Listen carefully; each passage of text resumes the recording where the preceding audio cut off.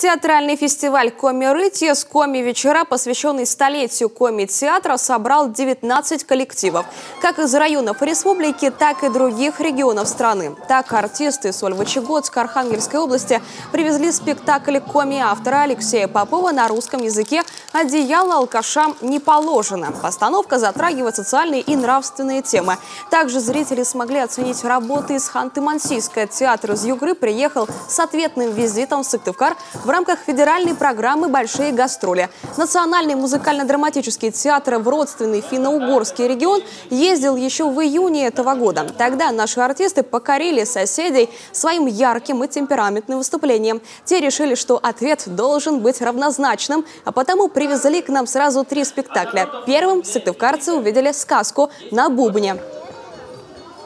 Перед этим самой сказкой мы рассказываем о разных инструментах народов мира и какие нам удалось освоить музыкально.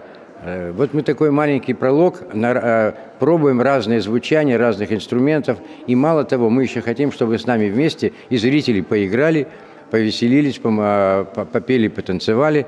И мы проводим такую музыкальную разминку. А потом наш традиционный инструмент, музыкальный инструмент – это бубен. Я думаю, у всех финно-угров это святое, самое главное инструмент. И вот на этом бубне мы будем показывать свою мансийскую сказку. В течение всего месяца районные коллективы коми покажут свои самые лучшие работы. Как показывает практика, любительский театр на сцене выступает не хуже профессионалов.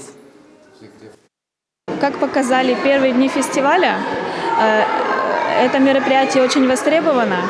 Было много зрителей, и все очень тепло принимали любительские коллективы. Ведь понятно, что все-таки они на сцене выступают редко, они работают в других специальностях, но они играют с душой, это видно, и зрителям это тоже очень нравится.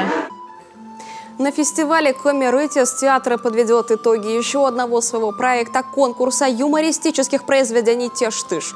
«Битва юмора». С февраля на адрес театра авторы со всего региона присылали свои произведения – небольшие пьесы и юмористические рассказы. При финансовой поддержке Министерства национальной политики республики лучшие произведения будут выпущены в виде книги.